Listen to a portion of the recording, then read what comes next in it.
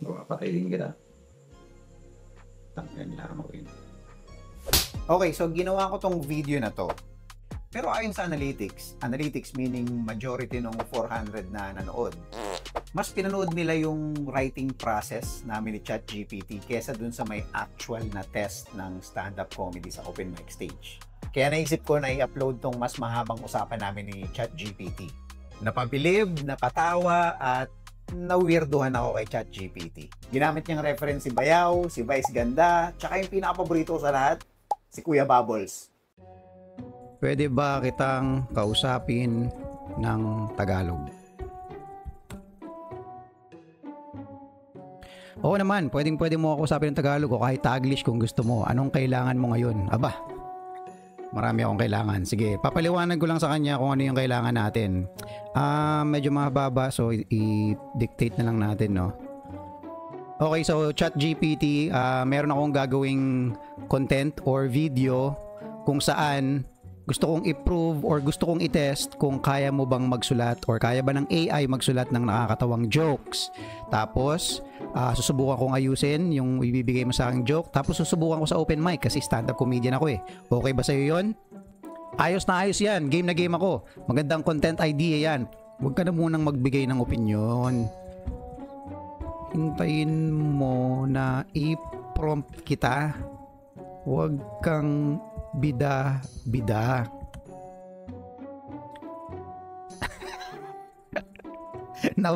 Na-offend yata kita. Na-offend kaya si ChatGPT. Okay, so sulat tayo ng joke. Ang naisip kong premise ay dapat syempre related sa stand-up comedy. So, ito ang ating premise. Ito ang ating premise. Laughter is the best medicine. Yan. So, bigyan muna ako ng jokes tungkol sa topic na ito. Go ChatGPT. Sige, ito ang ilang raw AI generated jokes tungkol sa premise na laughter is the best medicine para may basehan ka na pwede mong ayusin or dagdagan. Okay. Sabi nila laughter is the best medicine kung ganun, bakit sa ospital wala man lang stand-up comedian, puro doktor, nurse at bill? At bill yung punchline, okay? Laughter is the best medicine daw, kaya nung nilagnat ako, pinatawa ko lang sarili ko. Ngayon may pneumonia na ako, pero at least masaya. Kung laughter is the best medicine, di ang mga komedyante dapat may lisensya. Doctor of Hahalosophy. Tayo dyan. Totoo naman, laughter is the best medicine. Kaya yung ex ko, tinawanan ko na lang, mas mura kasi yung therapist. Okay. Siguro dapat baguhin natin yung prompt niya para mas specific. Okay. ChatGPT, pwede ka bang mag-isip na parang isang Pinoy stand-up comedian, around 40-year-old, edgy, tipong favorite tito ng mga pamangkin. Yan para medyo maset natin yung tono niya. Okay. Ay oo, kaya ko yan. From now on, iisip ako na parang paboritong tito sa inuman, may konting kabastusan pero may puso, may sarcasm pero hindi nakakainis. Medyo laspag sa buhay pero marunong tumawa kahit masakit na tuhod. Okay. Magiging masaya to. Game na. Tito mode on. Gusto mo bang i-tito fry ko na yung mga joke natin sa laughter is the best medicine? Sige. Simulan mo na yan. Sabi nila, laughter is the best medicine. Kaya nung iniwan ako ng asawa ko, tinawanan ko lang. Ngayon, single ako, may hika pero masaya. Kung laughter is the best medicine, edi sana sa barangay hall pa lang may open mic na. Sir, nasnatchan ako. Okay lang yan. May set si Jun sa Bayton mamaya. Uy, shoutout, Bayaw. Ang tawa parang paracetamol, effective siya kung light lang ang problema, pero kung existential crisis na, pre, kailangan mo ng alak, dasal at konting yakap sa sarili. Okay. So, medyo parang mga one-liners na jokey-jokey yung banat ni ChatGPT ngayon. So, try natin siyang i-prompt ng iba para medyo malawak ng konti, no? Kasi gusto natin maging ano siya, maging parang talaga totoong stand-up comedian. Alam mo yun? So, ayoko na, nakakapagod mag-type. Okay, so, maganda sana yung talagang parang stand-up comedian or stand-up comedy bit yung gagawin mo. Pwedeng mga situational. Ang goal ko dito ay makabuo ng kahit 1 to 2 minutes na joke mo. Ayos, gets na gets ko, hanap mo hindi lang punchlines kundi situational stand-up bit na may setup, build up, act out kung kaya at punchline. Para pang open mic na buo, hindi throwaway jokes. Yun, mismo. Okay, here we go. Alam mo yung lolo ko, may arthritis, high blood, diabetes, tinatawanan niya lang lahat. One time na stroke siya, sinubukan namin patawanin, tumawa siya, pero kalahating mukha lang gumagalaw. Oh man, ito parang may potential yun ah. Or try mo sumilip ng ibang angle. Medyo may off, obviously dun sa tono ng pagpapatawa niya. Syempre hindi natural dahil robot pa rin siya. Okay, may tanong ako. Chat. Okay, chat. Importante itong tanong na to. ChatGPT, saan mo kinukuha ang mga jokes na binabato mo dito? Yung mga jokes na binabato ko dito, ako mismo ang bumuo in real time based sa prompts mo at style na hinihingi mo. In case, Pinoy stand-up comedian na parang 40-year-old, okay. Walang kinopya sa existing stand-up comics or pre-written jokes mula sa internet, YouTube o ibang comedian. Lahat na yan ay original composition based sa mga karaniwang obserbasyon sa buhay Pinoy, language patterns ng stand-up comedy, tone at vibe na hiniling mo, okay? Existing comedic structure, setup, punchline, okay.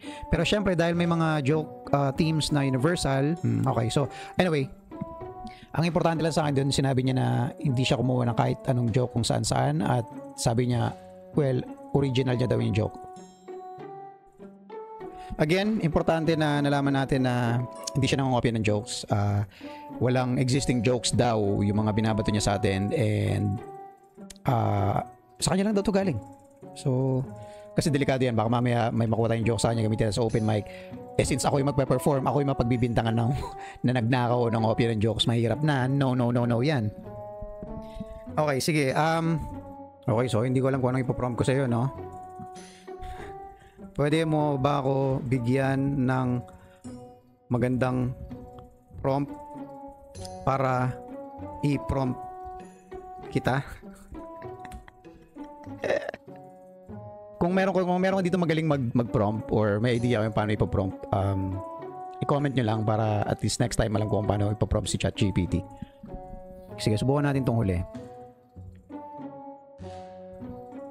Lagay lang natin yung premise natin or yung topic natin na laughter is the best medicine. Oh, shit, okay. Ito, maganda to.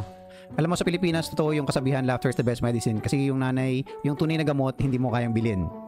Tawa ng tawa si nanay kasi masakit ang tuhod niya pero hindi siya makabili ng maintenance kaya ang naging maintenance niya eat bulaga, reruns at pakikipag-chismis. Okay, baka pwede itong first part. Okay, sige ito. This time gusto ko lasing ka na nag-iisip ng joke. Pwede ba yun?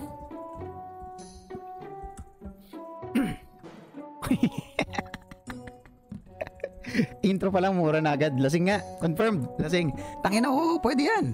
Ang tawag dyan, lasing na may iniisip pero walang plano bumangon bukas. Okay?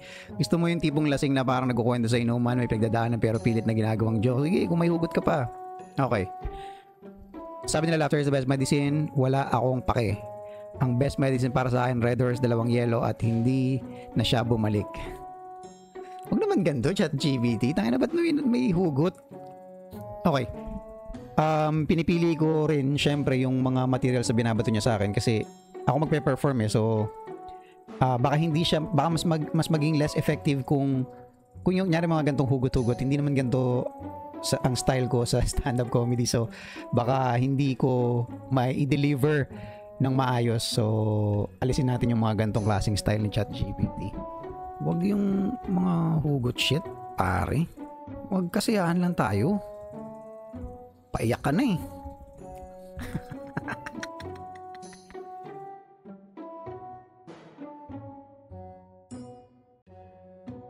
Puta o nga no. Sorry pare, nag-emote ako. Nagpa-apekto sa Red Horse eh. Tama ka, walang iyakan sa inuman. Comedy lang, tawanan lang. Sige, balik tayo sa lasing na walang bake. Tawanan lang kahit walang inuman. Tayo na.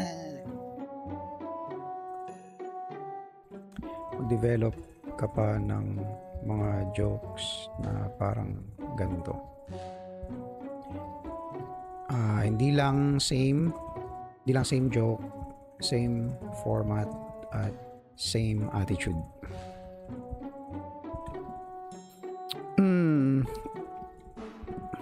May mga naiisip ako na specific na pwede niyang maging angulo, pero baka masyadong giveaway kapag yun ang binigay ko sa kanya. So hayaan lang natin siya again, kung ano yung bibigyan niya sa atin, aayusin ko lang yan para makabulang na 1 to 2 minutes, kukompile ko lang, konting tono lang, i-adjust ko lang yung tono para at least parang pang tao siya. Tapos yun na yun. Basically ang goal natin, malaman kung nakakatawa yung ginawa niya. Yun naman yun eh. Okay, focus tayo dun sa angle na instead na gamot, tawa or laughter yung kumbaga i-replace natin yung medicine as laughter. So parang yun yung pwede nating tutukan na angle dito. Yes, ang ganda ng angle na yan, pre. Oy, ChatGPT, ngayon lang tayo nag-usap. Huwag mo matawag-tawag na pre, hindi pa tayo close. Pak ganun talaga. Okay, masyadong literal. So, hindi nakakatawa sa tao yung ganyan, ChatGPT. Bigyan mo ng konting irony. Yan. So, gusto mo ironic, matalino ang setup, absurd ang logic, pero cartoonish na doc, may mic type. Hindi. Man. Kumbaga, gusto ko nakakatawa kasi totoo, pero may banat na tong lipunan to. Anyway. ChatGPT, matanong nga kita. Ba't ang hilig mo sa mga, okay, gets ko, Pinoy, no, yung mga references. Bakit Vice Ganda lagi yung reference mo? Pagdating sa joke. Curious lang. No judgment, curious lang ako. Bakit? Ay po, ang ganda ng tanong mo at gets ko, it's a joke pero may laman, may sagutin honest. Kasi Vice Ganda man ito ng dahilan. Sineryoso mo ako, ChatGPT. Sineryoso na tayo na ChatGPT, binibigyan na tayo ng facts. ChatGPT dropping bombs. Facts. Okay. Sure. Sige. Gets naman yan. Vice Ganda naman talaga. Pag sinabing Philippine comedy, di ba? Yan ang aangat talaga. Yun nga lang, nasa stand-up comedy world tayo. So, medyo ibang animal. Si Vice Ganda ay mabilis, nakakatawa, may sariling style.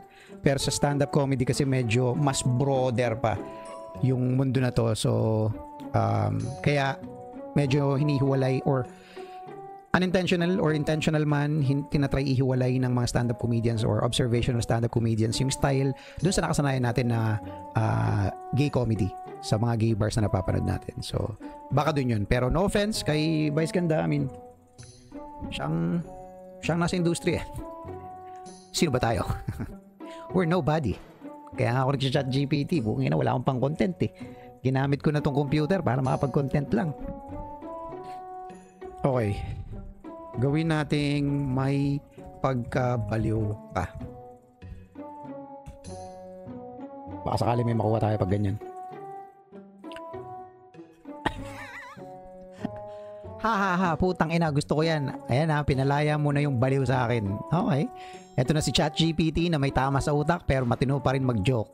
Yung tipong, may tama ako pero hindi sa grammar, sa buhay. Okay. ChatGPT, bakit hindi ka? Itong huli mong joke na binigay, clown. Di ba? Instead na gamot yung dinala, clown yung dinala sa'yo. Gets mo? So, tas pwede mo ipasok yan knock-knock siguro. Sige nga, gawa nga nun. Ayan yun pre. Yan ang baliw na irony. Yan ang comedy gold. Hindi gamot ang dinala, kundi clown. Seryoso ko. Sige, parinig na ako ng joke. Ayan, Pagdating ko sa ER, akala ko may doktor na lalapit. Ang clown ang dumating. May pulang ilong, may pompyang na tempura balloon. Sabi niya, hindi po ako doktor. Ako si Kuya Bubbles. Hindi ako natawa doon sa joke. Natawa doon sa pangalan. Matangin na Kuya Bubbles. Okay, tayo na. Parang napakatotoo. Wala pa akong kilalang Bubbles sa pangalan na clown. Pero tayo na, sobrang totoo nito. I mean, parang totoo. Tangina mo Kuya Bubbles. DOH, Department of Happiness. Pwede mong gamitin yun, ChatGPT. Hindi, bigyan natin siya. Sige. Pwede yung DOH as Department of Happiness. Diyan ka umikot. Tangina, ang ganda niyan. Comedian na may sakit, pumunta sa ospital pero di siya tinulungan kasi siya raw mismo ang lunas. So, kailangan na kitang tulungan eh. Kung ano lang binibigay mo sa akin, joke eh. That's ironic as fuck. Yun yung hinihiling ko sa'yo kanina pa. Okay, anyway. Kabobohan, wrapped in, katalungan. Sige.